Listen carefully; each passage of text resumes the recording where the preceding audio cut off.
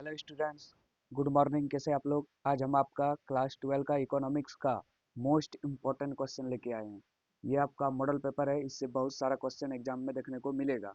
अगर आपको इकोनॉमिक्स में अच्छा मार्क्स लाना है तो 2022 से लेके 25 का क्वेश्चन बैंक और 2026 और पिछले 5 साल का मॉडल पेपर करना ही है। उसके बाद ही आपका नंबर आएगा, चाहे आप साइंस लिए हों, आर्ट्स लिए हों, कॉमर्स लिए हों और आपका सब्जेक्ट इकोनॉमिक्स है तो ये वीडियो आपके लिए। प्लेलिस्ट में और भी वीडियो है, आप लोग उसको भी देखिए। ठीक है, चलिए शुरू करते हैं अच्छा से समझते हुए। पहला, उत्पादन संभावना वक्र की ढलान होती है। मतलब उत्पादन संभावना वक्र की ढाल पूछा है तो ये बाएं से दाएं होती है। देखिए कैसे बनता है, ये देखिए। ये है आपका उत्पादन संभावना वक्र, ये इस तरह होता है, समझ गए? इसको बोलते हैं PPC, प्रोडक्शन पॉसिबिलिटी कर्व। समझ गए? इसकी ढाल क्या होती है? बाएं से दाएं, मतलब लेफ्ट टू राइट। और इसमें एक और क्वेश्चन आ सकता है, अगर ऑप्शन में ये नहीं दे तो, बाएं से दाएं नहीं दे तो हम लोग लिख सकते हैं उत्पादन संभावना वक्र की ढाल मूल बिंदु की ओर अवतल होती है या नतोदर। नतोदर या अवतल। उत्पादन संभावना वक्र की ढाल होती है नतोदर या अवतल या बाएं से दाएं। ये भी चित्र भी बना के आपको बता दिए। चलिए आगे देखते हैं। व्यष्टि अर्थशास्त्र में शामिल है। व्यष्टि मतलब होता है माइक्रो इकोनॉमिक्स। इसमें व्यक्तिगत इकाई, छोटी छोटी इकाई, व्यक्तिगत मूल्य निर्धारण सबका अध्ययन किया जाता है। क्या होगा इनमें से? सभी। डी नंबर बिल्कुल सही है। अब चलिए आगे जाते हैं।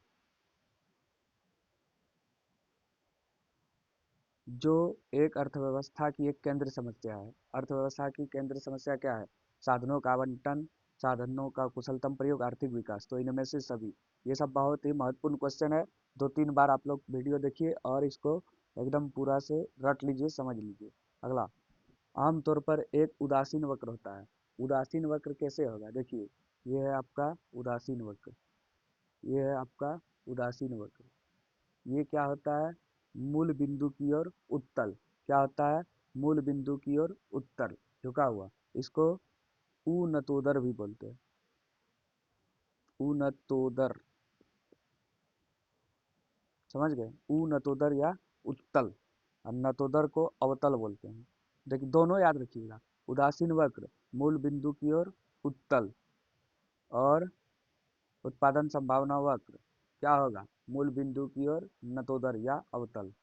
इन दोनों में एक पूछेगा, उदासीन वक्र और उत्पादन संभावना वक्र। तो दोनों को एक जगह रट लेना है आपको। आमतौर पर एक मांग वक्र की ढाल होती है। मांग वक्र की ढाल ऋणात्मक होगी। इस तरह होता है क्योंकि कीमत बढ़ने पर मांग घटता है। दोनों में विपरीत संबंध है, याद रखिएगा आप लोग। चलिए आगे चलते हैं। उपयोगिता से संबंधित है। उपयोगिता क्या है? मानवीय आवश्यकताओं की जो संतुष्टि करता है उसको बोलते हैं उपयोगिता। आवश्यक वस्तुओं की मांग की लोच होती है एक से कम। क्या होता है? आवश्यक वस्तुओं की मांग एक से कम। उत्पादन फलन में उत्पादन किसका फलन है? कोई भी चीज़ का अगर हम लोग उत्पादन कर रहे हैं तो उत्पादन में किसका फलन है? उत्पादन के साधनों का। उत्पादन फलन में उत्पादन किसका फलन है? उत्पादन के साधनों का। निम्न में से कौन सा मौद्रिक लागत में शामिल है? तो मौद्रिक लागत में सामान्य लाभ, निहित लाभ, स्पष्ट लाभ। तो सब स्पष्ट लागत सब शामिल है। सामान्य लाभ, स्पष्ट लागत, निहित लागत, इनमें से सभी। चलिए 10 नंबर, इनमें से कौन सा स्थिर लागत नहीं है? नहीं पूछा है।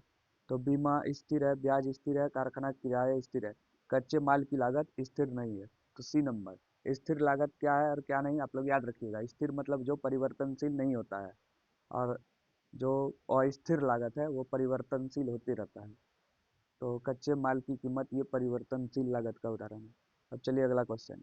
यदि अन्य बातें समान रहे तो किसी वस्तु की कीमत में 5% की वृद्धि होने पर उस वस्तु की मात्रा में 6% की पूर्ति होती है। तो पूर्ति की कीमत लोच क्या होगा? ES निकालने बोला है, इलास्टिक सप्लाई। तो पूर्ति की कीमत लोच बराबर होता है पूर्ति में प्रतिशत परिवर्तन बटे कीमत में प्रतिशत परिवर्तन। तो पूर्ति में प्रतिशत परिवर्तन 6% है और कीमत में प्रतिशत परिवर्तन 5% है। तो प्रतिशत प्रतिशत खत्म, 6 को 5 से भाग देंगे, क्या होगा? 5 को 6 से भाग देंगे तो 5 एक का 5, 5 दूनी 10, 1.2 आएगा। समझ गए, भाग देने जानते हैं ना आप लोग। 6 को 5 से, 5 × 1 = 5, बचा 1, 10 × 5 = 10, तो 1.2 आएगा। बहुत इंपॉर्टेंट क्वेश्चन। अल्पकाल में एक पूर्ण प्रतियोगी फॉर्म को हानि होती है। फॉर्म को कब हानि होगी? तो जब प्राइस जो है इससे ज़्यादा एवरेज कॉस्ट हो, मतलब बनाने में ज़्यादा खर्चा लगा और बेच दिए हम कम में, तो इससे क्या होगा, हमें अल्पकाल में एक पूर्ण प्रतियोगी फॉर्म को हानि होती है। मतलब जितना प्राइस लगा बनाने में, उससे मतलब जितना कॉस्ट आया बनाने में, उससे कम में बेच दिए, मतलब प्राइस से ज़्यादा एवरेज कॉस्ट, यही हुआ इसका मतलब। यदि बाजार की मांग और एक अच्छे बाजार की पूर्ति क्रमशः डिमांड और सप्लाई डी और एस है, तो बाजार संतुलन क्या होगा? जब डिमांड और सप्लाई बराबर होगा। समझ गए। और 13 नंबर जो था, अल्पकाल में एक पूर्ण प्रतियोगिता फर्म को हानि होती है, ये इस तरह बनेगा इसका ग्राफ। पूर्ति की अधिकता में एक वस्तु की कीमत क्या होती है? कम हो जाती है, घट जाती है। पूर्ति की अधिकता में कीमत घट जाती है। अधिक पूर्ति होगा बाजार में सप्लाई, तो कीमत घट जाएगा। फर्मों के मुक्त प्रवेश तथा निकास की स्थिति में बाजार मूल्य हमेशा होता है। तो बाजार मूल्य हमेशा क्या होता है? न्यूनतम सीमांत लागत के बराबर।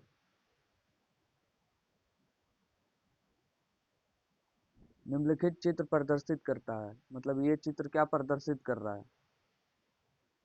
15 नंबर समझे आप लोग। फर्मों के मुक्त प्रवेश तथा निकास की स्थिति में बाजार मूल्य हमेशा बराबर होता है। न्यूनतम सीमांत लागत, मतलब जितना न्यूनतम सीमांत लागत है उसी कीमत पर वो बेचने के लिए तैयार होता है।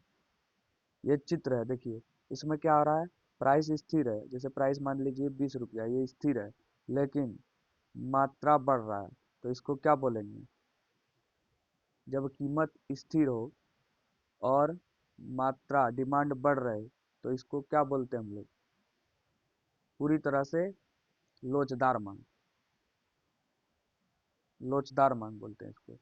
तो 16 का 2 बिल्कुल सही है। समझ गए आप लोग।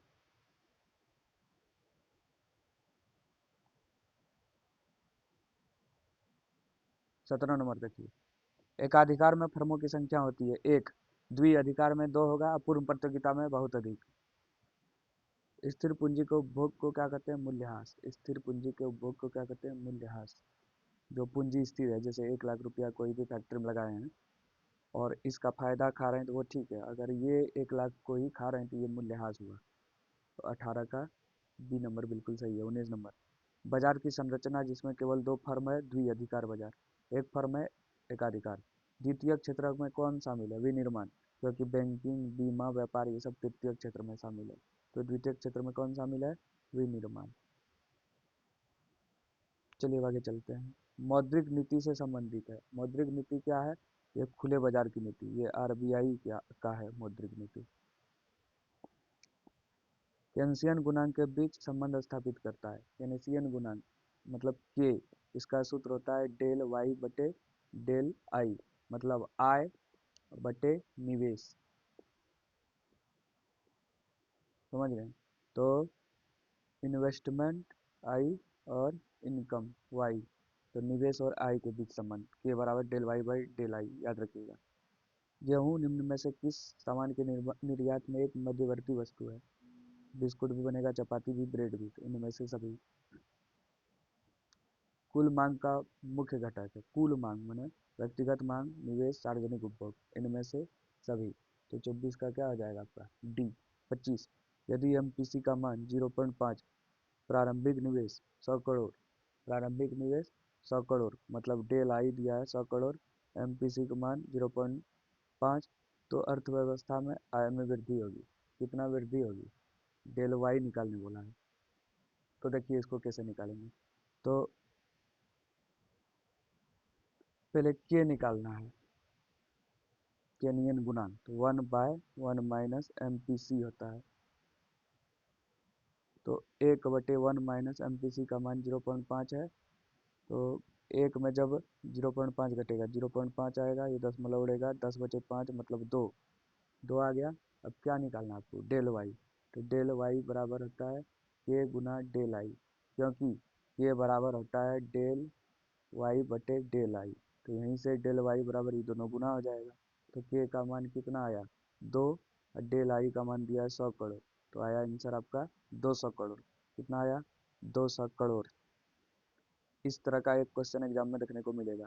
मांग की कमी के लिए कौन सा उपाय है? मांग की कमी के लिए कौन सा सही उपाय है? मांग में कमी कैसे होता है?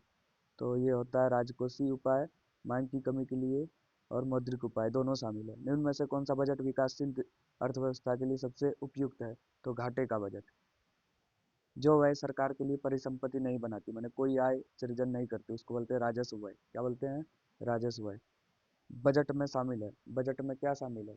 तो बजट में क्या शामिल है? तो ये शामिल है मौद्रिक घाटा, राजस्व घाटा, प्राथमिक घाटा, सब शामिल है। तो इनमें से सभी होगा। 29 का डी। 30 नंबर देखिए। 30 नंबर क्वेश्चन गलत दिया है शायद। यहाँ पे आंसर क्या होगा देखिए। व्यापार संतुलन क्या है?